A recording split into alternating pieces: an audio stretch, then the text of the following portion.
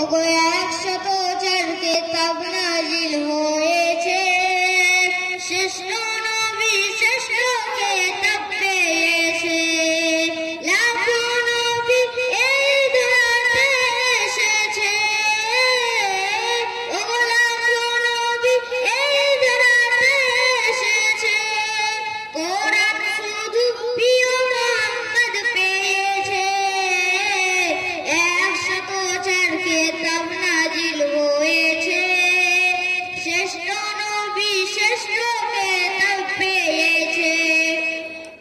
22 বছর 5 মাস আর 14 দিন ধরে 6066 আয়াত নাজিল করে, 540 রুকু 114 সূরা, কোরআনের 30 পারা, 7 মঞ্জিল 14 সিজদায় কোরআন পূর্ণ হয়।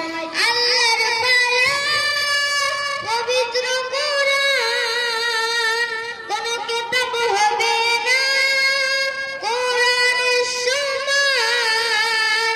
এই কোরআনের স্বাদ যে মুমিন চেখেছে, এই কোরআনের স্বাদ যে মুমিন চেখেছে, এই দুনিয়ায় যেন আবে কৌশল পেয়েছে। এই কোরআনকে যারা অন্তরে গেঁথে রেখেছে, এই কোরআনকে যারা অন্তরে গেঁথে রেখেছে, তাদের সাথে যেন আল্লাহ কথা বলেছে। 104 কিতাব নাজিল হয়েছে, শ্রেষ্ঠ নবী শ্রেষ্ঠ কিতাব পেয়েছে।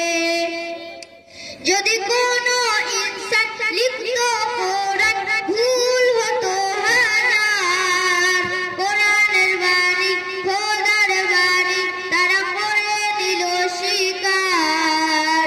এই খোদার এলান নির্ভুল কোরআন, যুগে যুগে হয়েছে প্রমাণ।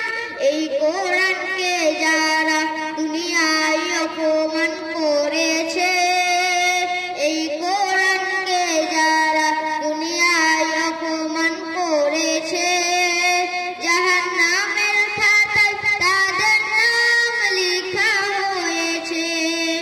আসসালামু আলাইকুম ওয়া রাহমাতুল্লাহি ওয়া বারাকাতুহু। মাশাআল্লাহ মাশাআল্লাহ, খুব সুন্দর হয়েছে, শুকরিয়া। বলুন তো, যদি আমেরিকায় একটি কোরআন পড়ানো হয়, দাঙ্গা লাগবে না লাগবে না?